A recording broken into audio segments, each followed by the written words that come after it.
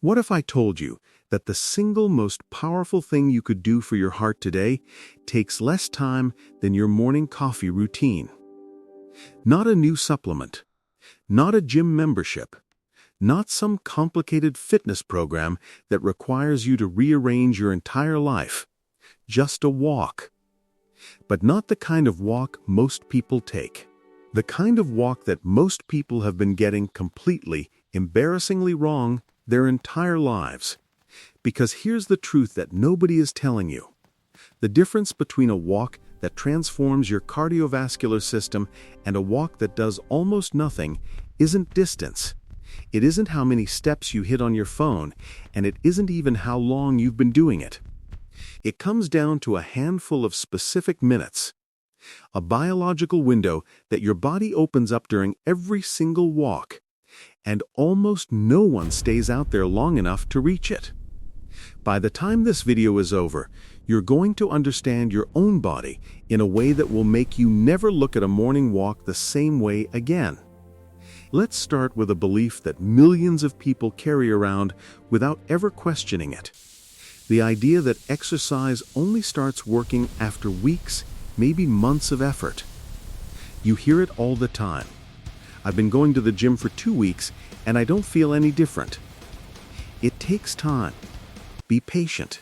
And while consistency absolutely matters in the long run, that belief, the belief that nothing is really happening yet, is not just wrong. It is dangerously wrong. Because it's the belief that makes people quit early. It's the belief that makes someone stop at minute 6 when minute 8 would have changed everything. Science tells a completely different story. A landmark study found that measurable, protective changes begin happening inside your cardiovascular system within the first 8 to 12 minutes of a single walk. Not after 30 days. Not after your third session. 8 minutes into your very first walk, your body is already beginning to transform. The changes are real, they are profound, and they are happening whether you can feel them or not. To understand what's actually going on inside your body during a walk, you have to forget everything you've been taught about exercise being this slow, grinding process that works on some invisible timeline you can't track. Instead, picture your body as a city. A massive, intricate, living city with billions of moving parts, power lines, water systems, highways, emergency responders. When you're sitting still, that city is operating on low power. Everything is ticking along at minimum capacity. The lights are on, but nobody's really hustling. Now imagine an emergency alert goes off across every single department simultaneously. Traffic control, the power grid, the water supply. Every system in that city suddenly gets a message: we are mobilizing, right now. That is exactly what happens in the first 10 seconds of a walk. Your ancient fight or flight system fires a signal that says something is happening, and your body responds instantly. Your heart rate climbs. Your adrenal glands release a small but powerful pulse of epinephrine, the same molecule that floods your bloodstream when you narrowly avoid a car accident. Within seconds, your body has shifted from idle to active, and there's no turning back. By the 30-second mark, your muscles are already demanding more than your body was prepared to give. Your calves, your glutes, the long muscles running up your legs, they've burned through their immediate energy reserves, and now they need resupply. Fast. Your heart responds by beating harder and faster. Each beat pushes more blood out with greater force. If you've ever tried to water a large garden with a regular hose, you know the frustration of weak pressure. What your heart is doing right now is the equivalent of switching from that garden hose to a fire hose. The volume goes up. The pressure goes up. Blood is moving through your body at a rate it simply doesn't reach when you're sitting at a desk or watching television. And this surge of blood is not just delivering oxygen, It is setting off a chain reaction inside your arteries that most people have absolutely no idea is even happening. By minute 2, something genuinely extraordinary is unfolding inside the walls of your blood vessels. The inner lining of your arteries, a paper-thin layer of cells called the endothelium, is being physically stimulated by the faster blood flow rushing past it. Scientists call this shear stress. And before you panic at the word stress, understand this. This is the good kind. This is the same principle that makes muscles grow when you lift weights. You have to stress the system to make it stronger. In response to that shear stress, your endothelial cells start producing a molecule called nitric oxide. If there is one molecule in the human body you should know by name, it is this one. Nitric oxide is, without exaggeration, one of the most important compounds your cardiovascular system produces. Think of it as biological WD-40 for your arteries. When nitric oxide is released, it signals the smooth muscle wrapped around your blood vessels to relax. The vessels open up, blood pressure eases. Blood flows more freely, more completely, and with less resistance. This is your body quite literally making space for life. And the effects don't stop when you stop walking. A 2021 study found that even a single 10-minute brisk walk boosted the enzyme responsible for producing nitric oxide for up to 90 minutes after the walk ended. Read that again. You walk for 10 minutes and your arteries remain in a healthier, more open, more relaxed state for an hour and a half afterward. That means your morning walk is still protecting your heart while you're sitting at your desk answering emails. It's still working while you're eating lunch. The benefits don't vanish the moment you step back inside. They echo forward through your day, keeping your cardiovascular system in a state of heightened health long after your sneakers are back in the closet. This is not a distant theoretical benefit you're supposed to take on faith. This is a measurable, documented, biological reality happening inside you right now, on every single walk you take, as long as you do it right. Meanwhile, back in the heart itself, something equally powerful is unfolding. The main pumping chamber, your left ventricle, is filling more completely with blood and ejecting it with greater force. Cardiologists call this improved ejection fraction, and it is one of the most important markers of true heart health. Here's an analogy that makes it click. Imagine a ketchup bottle that's only been half squeezed. It technically works. Ketchup comes out. But it's not giving you everything it's got, and a lot is being left behind. Before a walk, your heart can operate a little like that. Functional, but not optimal. A brisk walk changes that equation. It trains your heart to fill more completely and empty more forcefully, so every single beat delivers more of what your body needs. This is efficiency at the cellular level, and it is happening in real time, not after months of training. Now here is where the science truly becomes jaw-dropping, because everything we've talked about so far is just the warm-up. The real transformation, the one that separates people who are merely moving from people who are genuinely protecting their hearts, happens in a very specific window of time. Minutes 8 through 12. For the first 7 minutes or so, your body is reacting. It's keeping pace with the demand you're placing on it. Your heart is coping. Your lungs are adjusting. Your muscles are managing. But somewhere between minutes 8 and 12 of a sustained, intentional walk, your body crosses a biological threshold. It stops merely reacting and starts adapting. And the difference between those two things is not subtle, it is enormous. Reacting means your body is just handling what's in front of it. Adapting means your body is restructuring itself at the cellular level to handle this load better next time. It is the difference between a worker who puts out fires and an engineer who redesigns the building so fires can't start. The specific protein responsible for this shift is called VEGF, vascular endothelial growth factor. This protein does something almost unbelievable. It literally grows new blood vessels. Not metaphorically, not as a figure of speech.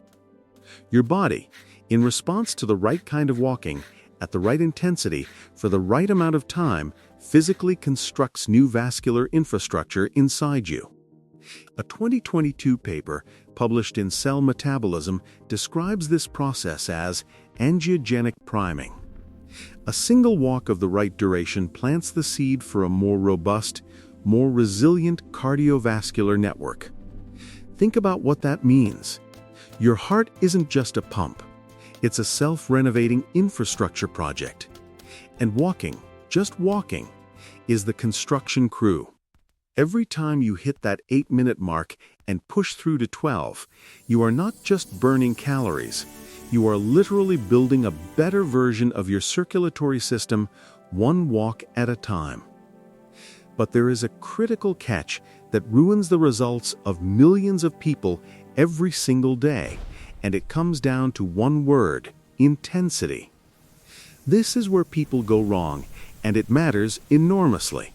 A leisurely stroll, the kind where you're wandering with your phone out, stopping to look at things, keeping a comfortable pace that feels like barely any effort at all, keeps your heart rate in what exercise scientists call Zone 1.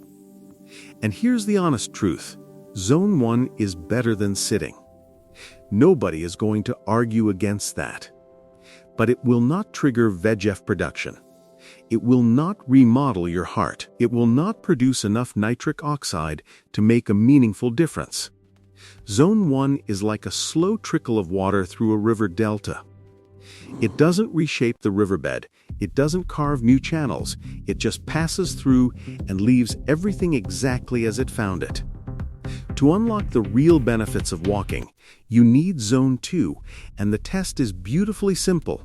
You can still hold a conversation, but you'd honestly rather not. You're slightly breathless. You can feel that you're working. That's it. For a 40-year-old, that's roughly 108 to 126 beats per minute. For others, the number shifts slightly, but the feeling is the same. Sustained, purposeful effort. A current strong enough to reshape the landscape. The data on this is overwhelming, and the stakes are real. A massive 2023 meta-analysis published in The Lancet found that brisk walkers had a 24% lower risk of cardiovascular death compared to slow walkers. And here's the part that should silence every step counter obsessive out there, regardless of their total step count. The number on your fitness tracker doesn't tell the full story. 10,000 slow steps does not equal 7,000 purposeful, slightly breathless strides. The pace is the medicine. The pace is the variable that changes everything. Most people have been optimizing for quantity and completely ignoring quality, and their hearts are paying the price in silence. When you stack these walks consistently, the compounding effects begin to pile up in ways that genuinely sound too good to be true, but are backed by some of the most rigorous research in modern medicine. After just 7 days of consistent brisk walking, your resting heart rate begins to drop.